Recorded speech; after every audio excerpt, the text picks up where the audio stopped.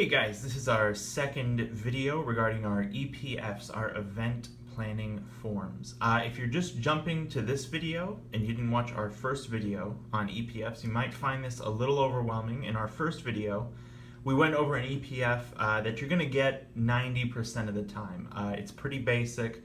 The requirements are minimal. You can scan through it fairly quickly and understand what the job is. In this EPF, we're going to examine an event that requires a bit more preparation, a bit more review. So yeah, let's take a look.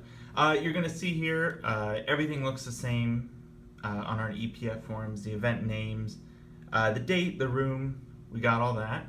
The biggest difference you're going to notice right away is here. So they didn't put it specifically in the room diagram section, but as you can see with this event, since there was things going on days before and a day after, they've already set out a schedule here for the day of the event of exactly when guests are arriving and when the event begins.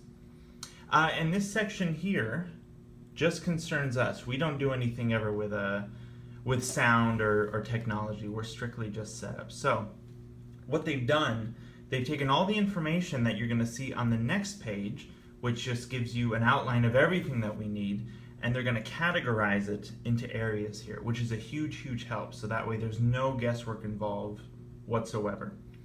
So you take a look here, you're going to see everything that we need in the centrum and the atrium and even the balcony of the centrum. So what you do, you'd get together with your team, you'd review all this information, you check with Bill or myself or your team leader if there were any changes made to the form. And then what you can do to kind of double check yourself is you have this list, and then of course, like you saw in the previous video, you've got your second page of the EPF here, which is again just an outline of everything that you're going to need. It's going to talk about the number of guests, what kind of tables you're going to need. Look down here. It says 11 8-foot tables, 17 4-foots, a cocktail table. Let's scroll down. You're going to have stage information. They marked that. Let's see if there's anything on the page here. Yeah. So yeah, again, a good way to double check yourself. You're going to confirm everything that you've got here when you set up with all the information down here. Make sure there's no discrepancies. No differences, we're not missing a table or a chair, and that everything looks good. What's also great about this event, if we go back, is that it included a diagram. There we go, so this is our centrum. And this is great for us. With an event this size, it just makes it so easy. The more visuals we have, the better.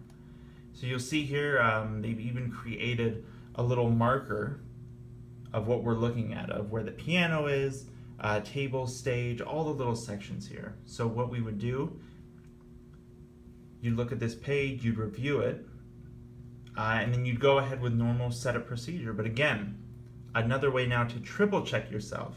If you're a more visual person, you can use this diagram to set up what you need to do with your team. And after you check everything off, if it looks good, you can go back to our EPF, make sure everything on this list fits, and then everything on the second page fits. So, much more brief, but this is something we do get, events this size. This just gives you an idea of how different people like to list the information, give us the information, so that no matter what, you'll be able to process it.